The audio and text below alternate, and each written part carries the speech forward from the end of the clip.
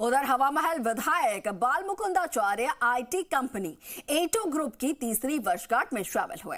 इस दौरान उन्होंने छात्रों को संबोधित किया और कहा कि देश के प्रधानमंत्री नरेंद्र मोदी के शासन ने देश में आईटी की अपार संभावनाएं बनी हैं।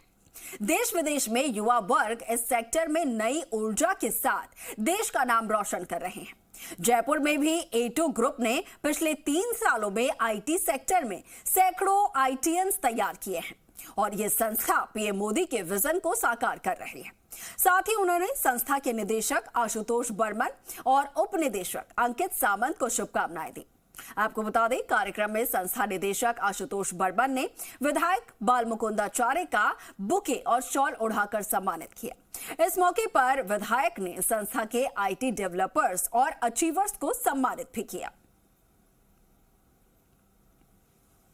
जैसे कामकाज की डोर संभाली थी, उन्होंने इस प्रारंभ में अपनी शुरुआत में ये बात कह दी थी और वो आज हम देख रहे हैं कि जिस प्रकार से भारत में 5G का जो एक चारों ओर जो 5G भी आया, तो ये भी धन्यवाद जाता है हमारी सरकार को, आदरणीय प्रधानमंत्री नरेंद्र मोदी जी को। और इस सेक्टर में हमारे देश की कंपनियां अग्रणी रूप में काम कर रही है और इतना बड़ा स्कोप है इसमें कि काम करने वाले कम है, काम बहुत है। देश के प्रधानमंत्री के शासन में आईटी सेक्टर में क्षेत्र में अपार संभावनाएं बनी है। युवा वर्ग नाम रोशन कर रहा है। बता दें कि आईटी की अपार संभावनाएं बनी है। देश विदेश में युवा वर्ग इस सेक्टर में नई ऊर्जा के साथ देश का नाम रोशन कर रहे हैं। ये कहना है हवा महल विधायक बाल मुकुंदाचार्य का। विधायक बाल मुकुंदाचार्य जयपुर स्थित राष्ट्रीय आयुर्वेद संस्थान के सभागार में आईटी कंपनी से जुड़े कार्यक्रम को संबोधित कर रहे थे।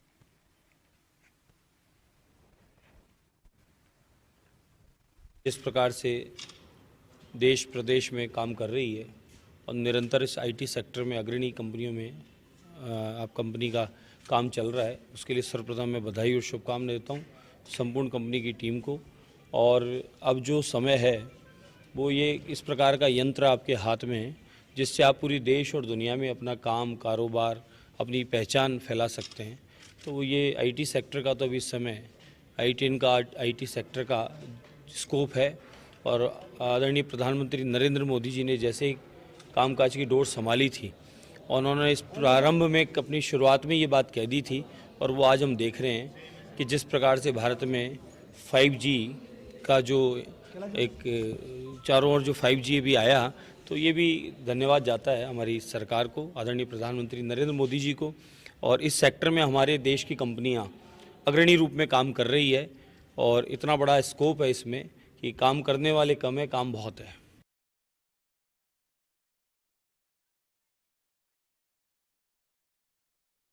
राष्ट्रीय आयुर्वेद संस्थान के सभागार में राजधानी की प्रसिद्ध आईटी कंपनी एटो ग्रुप की तीसरी वर्षगांठ पर अजमेर में कार्यक्रम आयोजित किया गया।